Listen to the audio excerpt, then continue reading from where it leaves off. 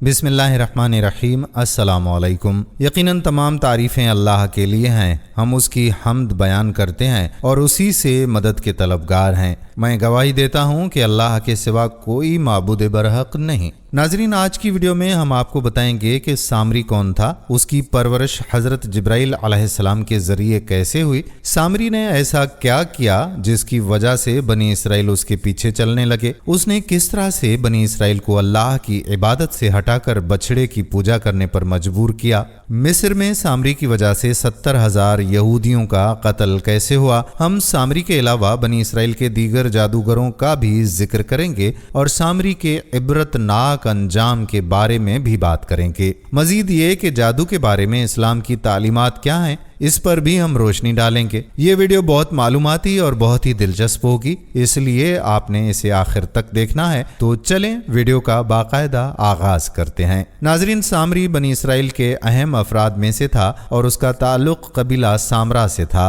ये हजरत मूसा अलैहिस्सलाम की कौम का जादूगर था जिसने कौम को बछड़े की पूजा पर लगा दिया। उसने अल्लाह की नाफरमानी की और मुनाफकत के रास्ते पर चल पड़ा। कुरान मजीद में उसका जिक्र सूरह ताहा की आयत नंबर 85 से 87 और 95 में 3 बार आया है। नाजरीन, अब हम सामरी की पैदाइश के बारे में बात करेंगे। ये 1520 क़ब्ल मसीह की बात है, जब मिस्र पर फिरऔन बादशाह मरनफ्ताह सानी की हुकूमत थी, जिसे बाज ने मुनफतह भी लिखा है। फिरऔन रमीसस की उम्र रसीदगी की वजह से अमली तौर पर मरनफ्ताह हुक्मरानी कर रहा था। ये जालिम बादशाह खुदाई का दावा करने वाला था और उसने बनी इसराइल को अपना गुलाम बना रखा था। हालांकि बनी इसराइल हजरत यूसुफ अलैहिस्सलाम के वक्त से मिस्र में आबाद थे। हजरत यूसुफ अलैहिस्सलाम ने अपने वालिद हजरत याकूब अलैहिस्सलाम और अपने भाइयों के लिए उस वक्त के बादशाह रियान बिन वलीद से जमीन हासिल की थी।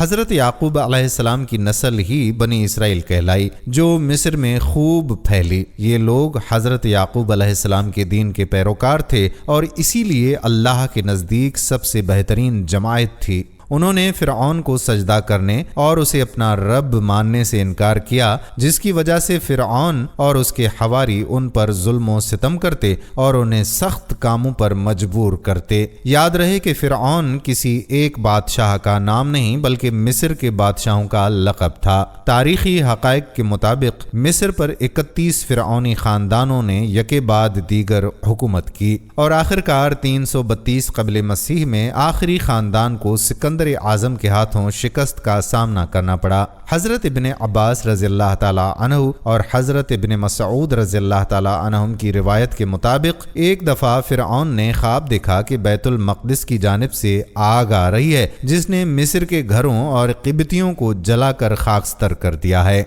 लेकिन बनी इसराइल को कोई नुकसान नहीं पहुंचा। ख्वाब के बाद फिरऔन ने मुल्क भर के काहनों, नजूमियों और जादूगरों को बुलाकर इस ख्वाब की ताबीर दरियाफ्त की, जिन्होंने कहा कि बनी इसराइल में एक बच्चा पैदा होगा जिसके हाथों मिस्रियों की तबाही होगी। ये बात बनी इसराइल में भी मशहूर थी कि उनमें से एक बच्चा फिरऔन की हुकूमत को खत्म कर देगा और बनी इसराइल को इक़्तिदार मिलेगा। इस पेशगोई ने फिरऔन को और भी ज्यादा खौफजदा कर दिया था। दरबारी और मसाहिब सब इंतजार में थे कि फिरऔन क्या हुक्म देगा। अचानक फिरऔन की गजबनाक आवाज दरबार में गूंजी, बनी इसराइल के तमाम नौज़ायदा लड़कों को कत्ल कर दिया जाए, कोई भी बच्चा जिंदा ना बचे। फौरन ही फिरऔनी सिपाही हुक्म की तामील में इसराइली बस्तियों के घरों की तलाश लेने और मासूम बच्चों को कत्ल करने लगे। फिरऔन और उसके हवारियों ने हर मुमकिन कोशिश की कि कोई नौमौलूद लड़का जिंदा ना बचे और हजारों बच्चे ज़िबह कर दिए गए,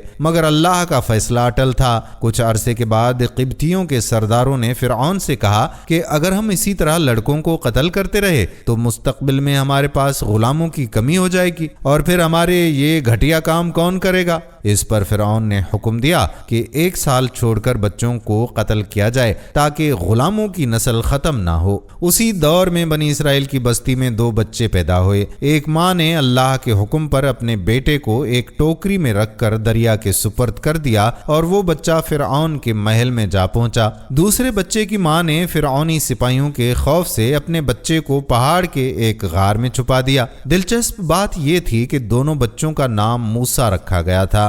فرعون کے محل میں پہنچنے والا بچہ حضرت موسیٰ بن عمران علیہ السلام تھے، جن کی پرورش فرعون کے محل میں شاہانہ ماحول میں ہوئی تھی، جبکہ دوسرا بچہ موسیٰ بن ظفر تھا، جسے پہاڑ کے غار میں حضرت جبرائیل امین علیہ السلام کی نگرانی میں پالا گیا۔ اللہ کے دشمن فرعون کے محل میں پلے بڑھے حضرت موسیٰ بن عمران علیہ السلام کو نبوت کا عظیم منصب نصیب ہوا اور وہ اللہ کے برگزیدہ نبی بنے۔ دوسری طرف حضرت جبرائیل امین کی پرورش میں بڑا ہونے والا بچہ موسیٰ بن ظفر بدی کی علامت بنا اور تاریخ میں سامری کے نام سے یاد کیا گیا، جسے برے الفاظ اور انجام کے ساتھ ذکر کیا جاتا ہے۔ ناظرین، سامری کون تھا؟ حضرت مولانا مفتی محمد شفیع رحمۃ اللہ علیہ اپنی تحریر میں فرماتے ہیں کہ مشہور یہی ہے کہ سامری کا اصل نام موسیٰ بن ظفر تھا۔ ابن جریر رحمۃ اللہ علیہ نے حضرت ابن عباس رضی اللہ تعالی عنہ سے روایت نقل کی ہے کہ سامری کی پیدائش اس وقت ہوئی جب فرعون کے حکم کے تحت بنی اسرائیل کے تمام لڑکوں کو قتل کیا جا رہا تھا۔ سامری کی والدہ کو ڈر ہوا کہ سپاہی اس کے بیٹے کو بھی نہ مار ڈالیں، لہٰذا اس نے بچے کو ایک جنگل کے غار میں چھپا دیا اور اسے اوپر سے بند کر دیا۔ کبھی کبھار وہ بچے کی خبر گیری کے لیے وہاں جاتی ہوگی۔ اللہ تعالیٰ نے حضرت جبرائیل علیہ السلام کو سامری کی حفاظت اور پرورش کا حکم دیا۔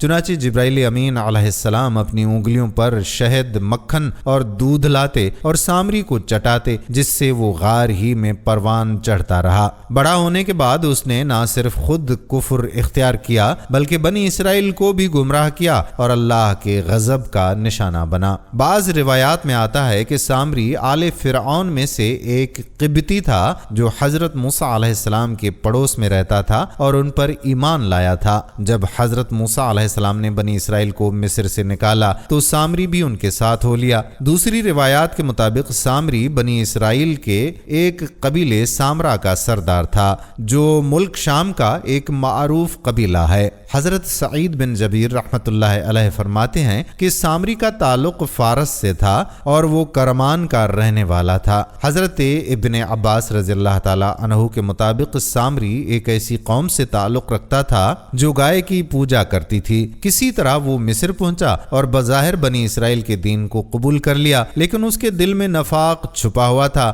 قرطبی کی تفسیر میں بھی یہی مذکور ہے کہ سامری کا تعلق ہندوستان سے تھا جہاں گائے کی عبادت کی جاتی ہے۔ وہ حضرت موسیٰ علیہ السلام پر ایمان لایا لیکن بعد میں دوبارہ کفر کی طرف لوٹ گیا، یا شاید اس نے شروع ہی سے منافقت کے طور پر ایمان کا اظہار کیا تھا، واللہ عالم۔ ناظرین، جب فرعون بحیرہ احمر میں غرق ہو چکا تھا تو بنی اسرائیل کے بہت سے لوگوں کو اس کے مرنے کا یقین نہیں آ رہا تھا۔ حضرت موسیٰ علیہ السلام نے اللہ تعالیٰ سے دعا کی، جس کے بعد اللہ کے حکم سے دریا نے فرعون کی لاش کو خشکی پر پھینک دیا تاکہ بنی اسرائیل کے لیے وہ نشانہ عبرت بنے۔ اس واقعے کا ذکر سورہ یونس آیت نمبر 92 میں ملتا ہے، جہاں ارشاد باری تعالیٰ ہے، آج ہم تیرے جسم کو بچا لیں گے تاکہ تو ان کے لیے نشانہ عبرت ہو جو تیرے بعد آئیں، اور بہت سے لوگ ہماری نشانیوں سے غافل ہیں۔ فرعون کے غرق ہونے کے بعد حضرت موسیٰ علیہ السلام اپنی قوم کو لے کر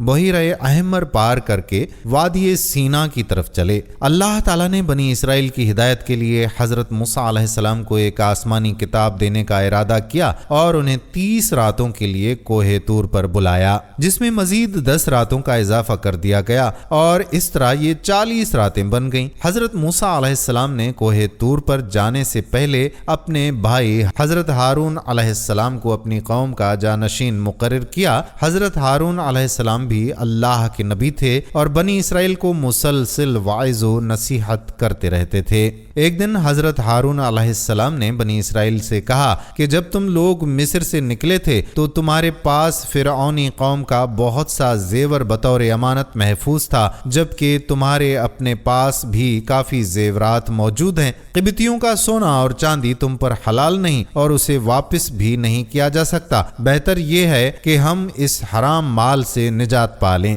انہوں نے ایک گہرا گڑھا کھودا اور سب نے اپنے زیورات اس میں دفن کر دیے۔ سامری جو بنی اسرائیل میں ایک جادوگر تھا یہ سب دیکھ رہا تھا۔ وہ ایک گمراہ شخص تھا اور سونا چاندی پگھلا کر چیزیں بنانے میں ماہر تھا۔ اور لوگ اس کی باتوں کو اہمیت بھی دیتے تھے۔ رات کے آخری پہر جب قوم سو چکی تھی، سامری نے چپکے سے وہ زیورات نکالے اور انہیں اپنی جگہ لے جا کر پگھلا دیا۔ اس نے ان زیورات کو پگھلا کر ایک بچڑے کا مجسمہ بنا دیا۔ اس کے علاوہ سامری نے حضرت جبرائیل علیہ السلام کے گھوڑے کے سموں کے نیچے کی مٹی بھی اس بچڑے میں شامل کی، جو اس نے اس وقت چپکے سے لی تھی جب حضرت جبرائیل علیہ السلام بنی اسرائیل کو دریا پار کروا رہے تھے۔ جب بچڑا تیار ہو گیا تو اس میں یہ خاصیت تھی کہ جب اس میں ہوا داخل ہوتی تو وہ بیل کی طرح آواز نکالتا۔ ناظرین، سامری نے اس مصنوعی آواز والے بچڑے سے بنی اسرائیل کو گمراہ کیا اور ایک بڑی تعداد اس کے مکر و فریب کا شکار ہو گئی۔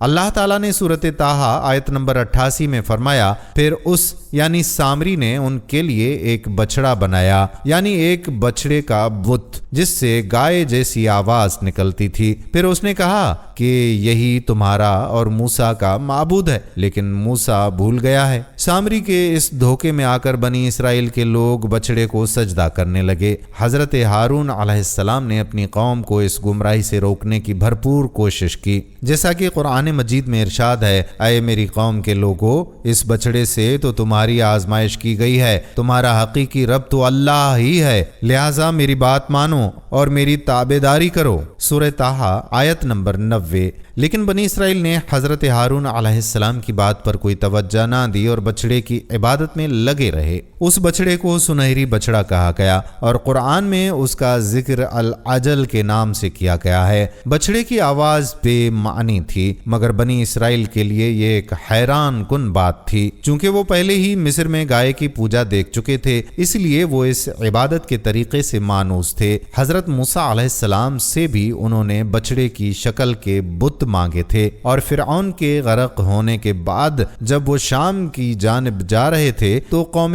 عمالقہ پر بھی ان کا گزر ہوا، جو گائے کی شکل کے بت پوجتے تھے۔ سامری کے بہکاوے میں آ کر وہ جلدی سے بچڑے کی عبادت میں لگ گئے اور چند افراد کے علاوہ تقریباً تمام بنی اسرائیل اس گمراہی میں مبتلا ہو گئے۔ بچڑے کی تخلیق اور اس کی پوجا کا ذکر تورات میں بھی موجود ہے۔ مصر میں گائے کی پوجا کا رواج عام تھا اور یہی اثر بنی اسرائیل میں بھی سرایت کر گیا تھا۔ تورات میں لکھا ہے کہ بنی اسرائیل نے اپنے لیے ایک ڈھلا ہوا بچڑا بنایا اور اس کی پوجا شروع کی، اس کے لیے قربانیاں پیش کیں اور کہا کہ اے اسرائیل، یہی تمہارا دیوتا ہے جو تمہیں مصر سے نکال کر لایا۔ ناظرین، سونے کا یہ بچڑا بنی اسرائیل کو اتنا پسند آیا کہ انہوں نے حضرت ہارون علیہ السلام کی واعظ و نصیحت کو نظر انداز کر دیا۔ وہ بچڑے کی تعظیم اور عبادت چھوڑنے کو تیار نہ تھے اور جواب دیا، ہم تو موسیٰ کے واپس آنے تک اسی کے مجاور بنے رہیں گے۔ ناظرین، ادھر کوہ طور پر اللہ تعالیٰ نے حضرت موسیٰ علیہ السلام کو اطلاع دی کہ سامری نے آپ کی قوم کو گمراہی میں مبتلا کر دیا ہے، جیسا کہ قرآن مجید میں ارشاد باری تعالیٰ ہے، اے موسیٰ، ہم نے تمہاری قوم کو تمہارے پیچھے آزمائش میں ڈال دیا ہے اور انہیں سامری نے بہکا دیا ہے۔ جب حضرت موسیٰ علیہ السلام کو یہ اطلاع ملی تو وہ شدید غم و غصے میں آ گئے، کیونکہ ان کی قوم نے وعدہ کیا تھا کہ وہ ان کی غیر موجودگی میں اللہ کی عبادت کریں گے اور آپ علیہ السلام کی واپسی کا انتظار کریں گے، لیکن انہوں نے حضرت موسیٰ علیہ السلام کا انتظار کیا اور نہ حضرت ہارون علیہ السلام کی نصیحت کو مانا، بلکہ سامری کے کہنے پر بچڑے کی عبادت میں لگ گئے۔ اللہ تعالیٰ نے حضرت موسیٰ علیہ السلام کو ان کی قوم کی اس بد عہدی اور بچڑے کی پوجا کرنے کے بارے میں آگاہ کیا۔ جب حضرت موسیٰ علیہ السلام توریت کی تختیاں لے کر کوہ طور سے واپس آئے تو دیکھا کہ قوم سامری کے بنائے ہوئے بچڑے کی پرستش میں مشغول ہے۔ یہ دیکھ کر حضرت موسیٰ علیہ السلام کو بہت دکھ پہنچا۔ انہوں نے فوراً توریت کی تختیاں ایک طرف رکھیں اور اپنے بھائی حضرت ہارون علیہ السلام کا سر پکڑ کر ان کی طرف کھینچ لیا۔ حضرت ہارون علیہ السلام نے وضاحت کی کہ اے میرے ماں جائے، ان لوگوں نے مجھے بے بس سمجھا اور قریب تھا کہ مجھے قتل کر دیتے، تو مجھ پر دشمنوں کو ہنسنے کا موقع نہ دو۔ حضرت موسیٰ علیہ السلام نے اپنے بھائی سے سوال کیا، اے ہارون، جب تم نے انہیں گمراہ ہوتے دیکھا تو تمہیں کس چیز نے روکا کہ تم میرے پاس نہ آئے؟ کیا تم بھی نافرمان ہو گئے تھے؟ غصے میں حضرت موسیٰ علیہ السلام نے اپنے بھائی حضرت ہارون علیہ السلام کی داڑھی اور سر پکڑ کر جھنجھوڑا۔ حضرت ہارون علیہ السلام نے انہیں روکا اور کہا، اے میرے ماں جائے بھائی، میری داڑھی نہ پکڑو اور نہ میرے سر کے بال کھینچو۔ مجھے یہ خیال تھا کہ کہیں آپ یہ نہ کہیں کہ میں نے بنی اسرائیل میں تفرقہ ڈال دیا اور آپ کی بات کا انتظار نہ کیا۔ حضرت ہارون علیہ السلام نے حضرت موسیٰ علیہ السلام کو وضاحت دیتے ہوئے کہا کہ قوم میری کسی بات کو سننے کے لیے تیار نہیں تھی، اور مجھے یہ خیال آیا کہ اگر میں انہیں چھوڑ کر آپ کے پاس چلا آیا تو آپ یہ سوال کرتے کہ میں آپ کی غیر موجودگی میں قوم کی رہنمائی کیوں نہیں کر رہا تھا، حالانکہ آپ نے مجھے اپنا نائب مقرر کیا تھا۔ حضرت موسیٰ علیہ السلام جب واپس آئے تو قوم کو مخاطب کرتے ہوئے فرمایا کہ اللہ تعالیٰ نے تم سے بے شمار نیک وعدے کیے اور تم پر بڑے انعامات کیے، لیکن تم نے مختصر سے وقفے میں اللہ کی نعمتوں کو بھلا دیا اور وہ حرکت کی جس سے تم پر اللہ کا غضب نازل ہوا۔ تم نے مجھ سے جو وعدہ کیا تھا اسے بالکل نظر انداز کر دیا۔ بنی اسرائیل نے حضرت موسیٰ علیہ السلام کے سامنے اپنی معذرت پیش کی کہ ہم نے یہ سب اپنے اختیار سے نہیں کیا، حقیقت یہ ہے کہ جو زیورات ہم نے فرعونیوں سے رعایتاً لیے تھے، ہمیں لگا کہ بہتر یہی ہے کہ انہیں پھینک دیں، اور ہم نے یہ بطور پرہیزگاری کیا۔ ایک روایت کے مطابق حضرت ہارون علیہ السلام نے ایک گڑھا کھود کر آگ جلائی اور بنی اسرائیل سے کہا کہ اپنے زیورات اس میں ڈال دو۔ حضرت ابن عباس رضی اللہ تعالیٰ عنہ کے مطابق حضرت ہارون علیہ السلام کا مقصد یہ تھا کہ زیورات پگھل کر ایک ڈھلا بن جائیں گے، اور جب حضرت موسیٰ علیہ السلام واپس آئیں تو وہ فیصلہ کریں گے کہ ان کے ساتھ کیا کیا جائے۔ سامری نے اس پگھلتے ہوئے زیورات میں وہ مٹھی بھر مٹی ڈال دی جو اس نے حضرت جبرائیل علیہ السلام کے گھوڑے کے نشان سے لی تھی۔ سامری کی نیت فتنہ پیدا کرنے کی تھی۔ حضرت ہارون علیہ السلام نے اللہ تعالیٰ سے دعا کی کہ یہ معاملہ حل ہو جائے، لیکن سامری نے اپنی ناپاک خواہش پوری کی اور بچڑا بنوا دیا جو بچڑے جیسی آواز نکالتا تھا۔ یہی بچڑا بنی اسرائیل کے لیے گمراہی کا باعث بنا۔ بنی اسرائیل سامری کے بہکاوے میں آ گئے اور اس بچڑے کی پرستش کرنے لگے، اس کے سامنے سجدے میں گر جاتے اور جب بچڑے سے آواز آتی تو سجدے سے سر اٹھا لیتے۔ یہ لوگ دوسرے لوگوں کو بھی گمراہ کرنے لگے اور کہنے لگے کہ دراصل یہی اللہ ہے۔ حضرت موسیٰ بھول کر کسی اور جگہ اللہ کی تلاش میں چلے گئے ہیں، حالانکہ تمہارا رب یہی بچڑا ہے۔ بنی اسرائیل کے دلوں میں اس بچڑے کی محبت سرایت کر گئی اور وہ اس کے ارد گرد مجاور بن کر بیٹھ گئے۔ یہ مصنوعی آواز اس وجہ سے آتی تھی کہ جب ہوا پیچھے کے سوراخ سے گزرتی تو بچڑے کے منہ سے نکلتی، جس سے آواز پیدا ہوتی تھی۔ انہوں نے اس بچڑے کا نام بہمود رکھ دیا تھا اور یہی بچڑا ان کی گمراہی کا باعث بنا۔ حضرت ہارون علیہ السلام سے بعض برس کے بعد اب حضرت موسیٰ علیہ السلام سامری کی طرف متوجہ ہوئے جو شرمندہ سا کھڑا تھا۔ حضرت موسیٰ علیہ السلام نے اسے سختی سے مخاطب کرتے ہوئے پوچھا، سامری تیرا کیا معاملہ ہے؟ تو نے قوم کو بت پرستی کی طرف کیوں لگا دیا؟ سامری نے جواب دیا کہ میں نے وہ چیز دیکھی جو اوروں نے نہیں دیکھی۔ میں نے فرشتے کے نقشے پا سے مٹی کی ایک مٹھی بھر لی اور پھر اسے بچڑے کے قالب میں ڈال دیا۔ میرے دل نے مجھے یہی بات اچھی لگائی۔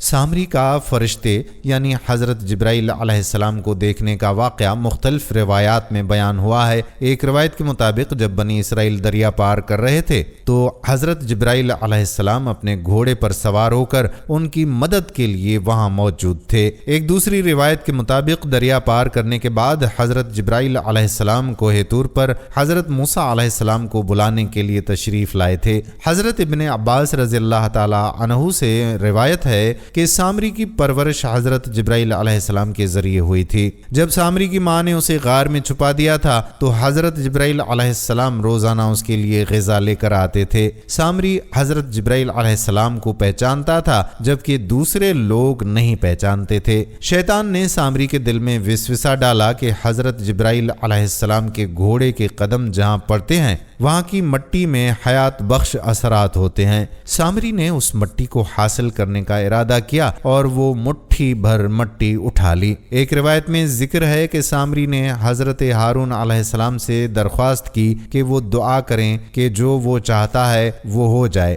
حضرت ہارون علیہ السلام کو سامری کی نیت اور بچڑے کی پرستش کی حقیقت کا علم نہیں تھا، لہٰذا انہوں نے دعا کر دی۔ سامری نے وہ مٹی بچڑے میں ڈال دی اور حضرت ہارون علیہ السلام کی دعا سے اس میں زندگی کے آثار پیدا ہو گئے۔ یہی مٹی کی وہی خاصیت تھی جس کی وجہ سے بچڑا زندگی کی طرح حرکت کرنے لگا اور بیل کی آواز نکالنے لگا۔ سامری کی یہ سازش بنی اسرائیل کے لیے بہت بڑے فتنے کا باعث بنی اور وہ اس بچڑے کی عبادت کرنے لگے۔ ناظرین، حضرت موسیٰ علیہ السلام نے سامری کے لیے جو سزا مقرر کی اسے قرآن کریم میں اس طرح سے بیان کیا گیا ہے۔ موسیٰ علیہ السلام نے کہا، اچھا جا، اب دنیا کی زندگی میں تیری سزا یہ ہے کہ تو کہتا پھرے کہ مجھے نہ چھونا، اور تیرے لیے ایک اور وعدہ بھی ہے جو تجھ سے ہرگز نہ ٹلے گا، اور اب تو اپنے معبود کو بھی دیکھ لے جس کی تو پوجا کرتا رہا، ہم اسے جلا کر ریزہ ریزہ کر دیں گے اور دریا میں بکھیر دیں گے۔ سورہ طٰہٰ آیت نمبر 97۔ ناظرین، سامری کو ایک ایسی خطرناک بیماری میں مبتلا کر دیا گیا کہ وہ تمام عمر لوگوں سے کہتا رہتا کہ مجھ سے دور رہو، مجھے نہ چھونا۔ جو بھی اسے چھوتا تھا وہ اور سامری دونوں شدید بخار میں مبتلا ہو جاتے تھے۔ اس کی یہ حالت دیکھ کر وہ انسانوں کی بستی چھوڑ کر جنگل میں جا بسا، جہاں جانوروں کی طرح زندگی گزارنے لگا اور عبرت کا نشان بن گیا۔ یہ واقعہ اس بات کی نشاندہی کرتا ہے کہ دنیا میں جو شخص جتنا بڑا فریب اور گمراہی پھیلائے گا، اس کی سزا دنیا اور آخرت دونوں میں نہایت سخت اور عبرتناک ہوگی۔ اب آئیے بنی اسرائیل کی دوسری بڑی غلطی کی طرف آتے ہیں۔ جب انہیں اپنی گمراہی کا احساس ہوا اور وہ حضرت موسیٰ علیہ السلام کے پاس آئے تو انہوں نے اپنی توبہ کے طریقے کے بارے میں دریافت کیا۔ اللہ تعالیٰ کی طرف سے حکم آیا کہ جو لوگ بچڑے کی پوجا میں شامل تھے وہ ایک دوسرے کو قتل کریں۔ حضرت موسیٰ علیہ السلام نے انہیں یہ الہی حکم سنایا۔ جنہوں نے بچڑے کی عبادت کی تھی انہیں الگ بٹھا دیا گیا، جبکہ دوسرے لوگ کھڑے رہے اور قتل کا عمل شروع ہوا۔ قدرتی طور پر اس دوران گھپ اندھیرا چھا گیا، اور جب اندھیرا ختم ہوا تو قتل کو روک دیا گیا۔ اس وقت معلوم ہوا کہ تقریباً 70,000 لوگ مارے جا چکے تھے، اور تب اللہ تعالیٰ نے بنی اسرائیل کی توبہ قبول فرمائی۔ یہ ایک سخت حکم تھا، لیکن قوم نے اسے پورا کیا، اپنے رشتہ داروں اور دوستوں کو بھی قتل کیا، یہاں تک کہ اللہ کی رحمت ان پر نازل ہوئی۔ اللہ تعالیٰ نے موسیٰ علیہ السلام کو بتایا کہ ان کی توبہ قبول ہو گئی ہے۔ مقتولین کو شہادت کا اجر دیا گیا، قاتلوں کی بھی توبہ قبول کی گئی، اور باقی بچ جانے والوں کو جہاد کا ثواب عطا کیا گیا۔ ناظرین، یہاں ایک اور اہم نقطہ ہے جس پر مختلف آراء پائی جاتی ہیں، اور وہ یہ ہے کہ سامری ایک شخص کا نام تھا یا ایک قومیت کی طرف اشارہ کرتا ہے۔ مولانا عبد الماجد دریابادی اپنی تفسیر ماجدی میں لکھتے ہیں کہ کچھ محققین کے مطابق السامرا بنی اسرائیل کے قبائل میں سے ایک قبیلہ تھا اور سامری کا تعلق اسی قبیلے سے تھا۔ مولانا ابوالکلام آزاد ترجمان القرآن میں لکھتے ہیں کہ سامری سے مراد غالباً سمیری قوم کا ایک فرد ہے جس کا عربی نام سامری تھا۔ سمیری قوم کا اصل وطن عراق تھا، مگر یہ لوگ دور دور تک پھیل گئے تھے اور مصر سے ان کے تعلقات 1000 سال قبل مسیح سے تھے۔ قرآن میں سامری کا ذکر السامری کے نام سے کیا گیا ہے، جس سے یہ قیاس کیا جاتا ہے کہ یہ نام کسی شخص کا نہیں بلکہ اس کی قومیت کا حوالہ ہے، یعنی وہ شخص اسرائیلی نہیں تھا بلکہ سامری قوم سے تھا جو بنی اسرائیل کے ساتھ مصر سے نکل آیا تھا۔ ناظرین، حضرت موسیٰ علیہ السلام کے دور میں سامری کے علاوہ بھی جادوگروں کا تذکرہ ملتا ہے، جس سے یہ اندازہ لگایا جا سکتا ہے کہ بنی اسرائیل میں جادو کا علم رائج تھا۔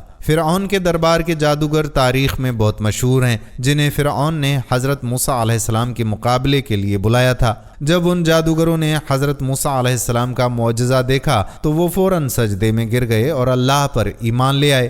فرعون نے جادوگروں کو ان کے ایمان لانے کی پاداش میں ان کے ہاتھ اور پاؤں مخالف سمتوں سے کٹوا دیے، مثلا دایاں ہاتھ اور بایاں پاؤں، یا دایاں پاؤں اور بایاں ہاتھ، اور پھر انہیں درختوں پر سولی دے دی۔ حضرت موسیٰ علیہ السلام کو عصا اور ید بیضا کے معجزات عطا کیے گئے تھے، اور اس زمانے میں مصر جادوگری کا مرکز تھا۔ مصریوں نے جادو کے فن کو اپنی بلندی تک پہنچا دیا تھا اور دنیا بھر میں انہیں جادو کے ماہرین کے طور پر جانا جاتا تھا۔ جب فرعون کے درباریوں نے حضرت موسیٰ علیہ السلام کے معجزات کا مقابلہ کرنے کا مشورہ دیا تو مصر بھر سے ماہر جادوگروں کو اکٹھا کیا گیا، جیسا کہ سورۃ شعراء آیت نمبر 38 میں ذکر ہے۔ ایک مقررہ دن جادوگروں کی ایک جماعت کو جمع کیا گیا۔ ان جادوگروں نے حضرت موسیٰ علیہ السلام سے کہا، اے موسیٰ، کیا آپ پہلے اپنا عصا ڈالیں گے یا ہم اپنی لاٹھیاں اور رسیاں ڈالیں؟ انہوں نے اپنی گفتگو میں حسن ادب کا مظاہرہ کیا اور حضرت موسیٰ علیہ السلام کا ذکر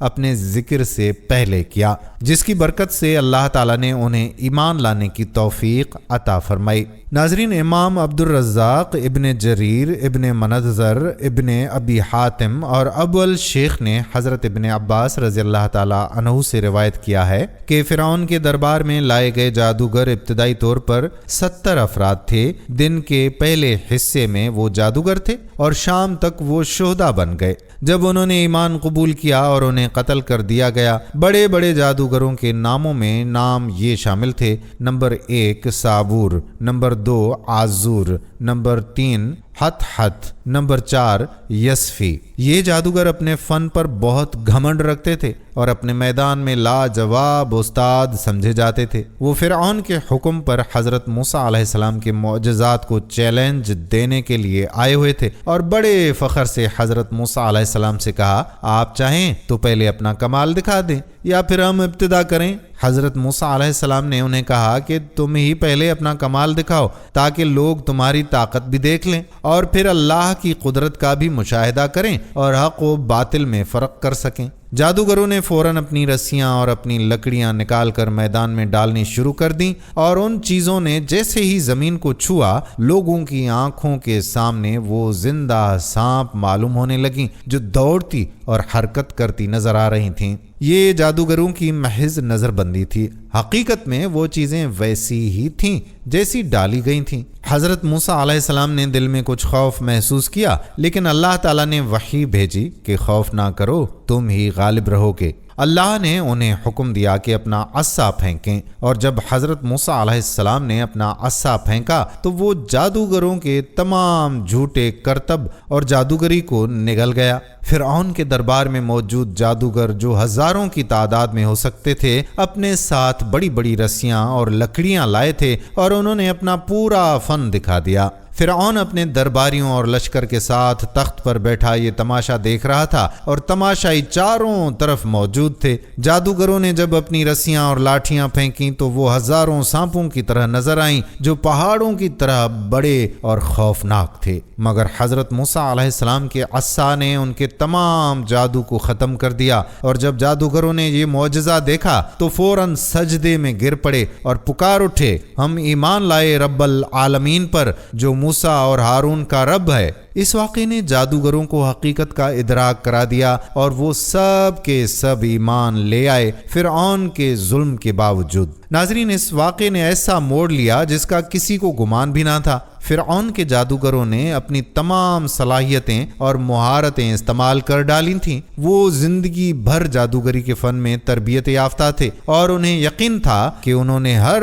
ممکن کرتب دکھا دیا ہے۔ ان کی تعداد بھی بڑی تھی اور وہ ہر طرف سے جمع ہو کر آئے تھے۔ دوسری طرف حضرت موسیٰ علیہ السلام بالکل اکیلے تھے، ان کے پاس صرف ان کا عصا تھا، لیکن اسی عصا نے تمام جادوگروں کی رسیاں اور لاٹھیاں ہڑپ کر لیں۔ جادوگر جانتے تھے کہ جادو محض ایک نظر بندی اور تخیل کا کھیل ہوتا ہے جو لوگوں کی آنکھوں کو دھوکہ دیتا ہے، لیکن حقیقت میں چیزیں تبدیل نہیں ہوتی۔ جب حضرت موسیٰ علیہ السلام کے عصا نے واقعی ان کی رسیاں اور لاٹھیاں نگل لیں اور میدان میں کچھ بھی باقی نہ رہا تو جادوگروں کو یقین ہو گیا کہ یہ جادو نہیں ہے بلکہ حضرت موسیٰ علیہ السلام اللہ کے سچے نبی ہیں۔ ان جادوگروں کو اس حقیقت کا ادراک فوراً ہو گیا کیونکہ وہ خود جادو کے فن میں ماہر تھے، جانتے تھے کہ جو کچھ انہوں نے دیکھا وہ جادو نہیں تھا بلکہ ایک معجزہ تھا۔ ناظرین، جادو اور عملیات کا استعمال بنی اسرائیل کی تاریخ میں ہمیشہ نمایاں رہا ہے۔ یہ قوم تاریخ میں سب سے زیادہ جادوگری پر یقین رکھنے والی قوموں میں سے رہی ہے۔ جب تک یہ قوم فلسطین میں مقیم تھی وہ جادو کے فن سے ناواقف تھے، لیکن جب حضرت یوسف علیہ السلام نے اپنی قوم کو مصر بلا لیا تو وہاں رہتے ہوئے انہوں نے مصریوں سے جادو اور شیطانی عملیات سیکھنا شروع کیا۔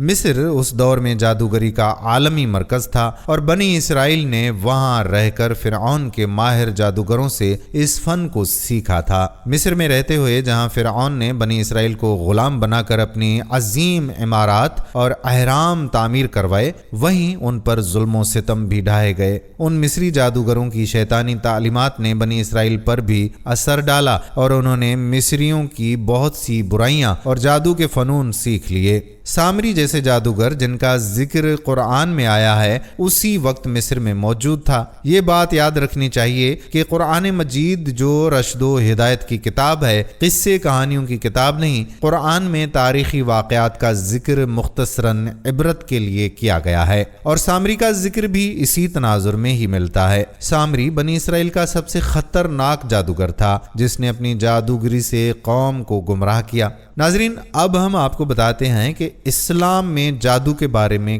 کیا کہا گیا ہے۔ اسلام میں جادو کو ایک ایسا عمل قرار دیا گیا ہے جو دین کے لیے بہت نقصان دہ ہے۔ جادو میں شیطانوں اور جنات سے مدد طلب کی جاتی ہے، غیر اللہ سے خوف کھایا جاتا ہے اور اللہ پر توکل چھوڑ دیا جاتا ہے۔ جادو کا مقصد لوگوں کی زندگیوں اور معاشرتی نظام کو تباہ کرنا ہوتا ہے، اور یہ خاندانوں میں جھگڑے اور فتنے پیدا کرنے کا سبب بنتا ہے۔ نبی اکرم صلی اللہ علیہ وآلہ وسلم نے جادو کو 7 مہلک ترین چیزوں میں شامل فرمایا ہے۔ ایک حدیث میں آپ صلی اللہ علیہ وآلہ وسلم نے فرمایا کہ 7 مہلک چیزوں سے بچو۔ صحابہ کرام نے عرض کیا، یا رسول اللہ صلی اللہ علیہ وآلہ وسلم، وہ کون سی چیزیں ہیں؟ آپ صلی اللہ علیہ وآلہ وسلم نے فرمایا، نمبر 1 اللہ کے ساتھ شرک کرنا، نمبر 2 جادو کرنا، نمبر 3 کسی بے گناہ شخص کو ناحق قتل کرنا جس کی جان کو اللہ نے حرام قرار دیا ہے،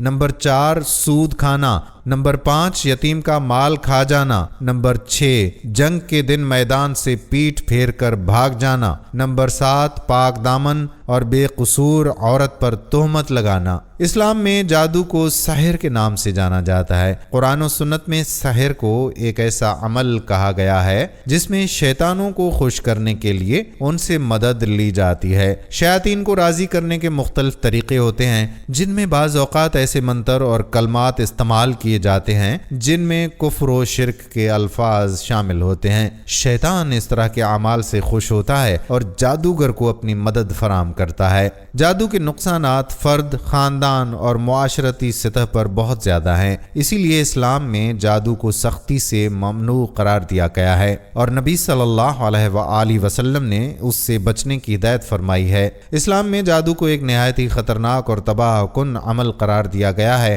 یہ بھی ثابت ہے کہ رسول اکرم صلی اللہ علیہ وآلہ وسلم پر ایک موقع پر یہودیوں نے جادو کیا تھا جس کے اثرات آپ صلی اللہ علیہ وآلہ وسلم پر ظاہر ہوئے۔ صحیح بخاری اور دیگر احادیث کی کتب میں یہ واقعہ درج ہے کہ ایک یہودی شخص نے نبی کریم صلی اللہ علیہ وآلہ وسلم پر جادو کیا تھا۔ جب آپ صلی اللہ علیہ وآلہ وسلم نے اس کے اثرات محسوس کیے تو حضرت جبرائیل علیہ السلام نازل ہوئے اور سورۃ الفلق اور سورۃ النساء، جنہیں معوذتین کہا جاتا ہے، یہ نازل ہوئیں۔ حضرت جبرائیل علیہ السلام نے آپ صلی اللہ علیہ وآلہ وسلم کو بتایا کہ جادو کا طلسم ایک کنویں میں رکھا ہوا ہے۔ پھر حضرت علی علیہ السلام کو وہاں بھیجا گیا جو اس طلسم کو واپس لے آئے۔ نبی اکرم صلی اللہ علیہ وآلہ وسلم نے حضرت علی رضی اللہ تعالی عنہ سے کہا کہ طلسم کی گرہیں ایک ایک کر کے کھولیں اور ہر گرہ کے ساتھ ان سورتوں کی آیات پڑھیں۔ جب ایسا کیا گیا تو آپ صلی اللہ علیہ وآلہ وسلم ایسے اٹھ کھڑے ہوئے جیسے آپ پہلے کسی بوجھ سے بندھے ہوئے تھے۔ بحوالہ صحیح بخاری۔ نبی اکرم صلی اللہ علیہ وآلہ وسلم نے ایک حدیث میں یہ بھی فرمایا کہ کچھ باتیں جادو جیسی ہوتی ہیں، یعنی کچھ لوگ اپنی فصاحت و بلاغت سے سچ کو جھوٹ اور جھوٹ کو سچ بنا کر پیش کرتے ہیں اور اس طرح لوگوں کو گمراہ کر سکتے ہیں۔ اسی لیے نبی اکرم صلی اللہ علیہ وآلہ وسلم نے ایسے جملوں کو جادو سے تشبیہ دیا ہے۔ اسلام میں جادو اور اس کے اثرات کو روکنے کے لیے سخت ہدایات دی گئی ہیں۔ ایک حدیث میں نبی اکرم صلی اللہ علیہ وآلہ وسلم نے فرمایا ہے کہ جو شخص کسی نجومی یا کاہن کے پاس جا کر اس سے کوئی بات پوچھتا ہے تو 40 دن تک اس کی نماز قبول نہیں ہوتی۔ ایک اور حدیث میں ہے کہ جو شخص کسی کاہن کی بات کی تصدیق کرے اس نے اسی وحی کا انکار کیا جو محمد صلی اللہ علیہ وآلہ وسلم پر نازل ہوئی۔ اسلام میں جادو سیکھنے اور جادو کرنے کو کفر قرار دیا گیا ہے۔ جو شخص جادو کرتا ہے اس پر توبہ نہیں کرتا، اس کے لیے شریعت میں سخت ترین سزا موت رکھی ہوئی ہے۔ اس کی بنیاد حضرت جندب ابن کعب رضی اللہ تعالی عنہ سے مروی ہے۔ نبی اکرم صلی اللہ علیہ وآلہ وسلم کی اس حدیث پر ہے، یہ سزا اس لیے ہے کہ جادو معاشرتی انتشار اور شیطان کے ایجنٹوں کی کامیابیوں میں سے ایک بہت بڑی تباہی ہے، خصوصاً جب جادو میاں بیوی کے درمیان تفریق پیدا کرنے کے لیے کیا جاتا ہے، جس پر شیطان خاص طور پر خوش ہوتا ہے۔ ناظرین، اسلام میں جادو کرنا یا اس کی مدد لینا ایمان کے خلاف ہے اور اسے سخت گناہ قرار دیا گیا ہے۔ اسی لیے ہمیں جادو سے مکمل اجتناب کرنے اور اللہ پر بھروسہ کرنے کی ضرورت ہے۔ ناظرین، نبی کریم صلی اللہ علیہ وآلہ وسلم نے فرمایا، جادوگر کی سزا یہ ہے کہ اسے تلوار سے قتل کیا جائے۔ اس قانون پر خلفائے راشدین نے سختی سے عمل کیا۔ جادو کا اثر تب ہوتا ہے جب اللہ تعالیٰ کا حکم ہو، کیونکہ کائنات میں ہر چیز اللہ کے حکم کی تابع ہے۔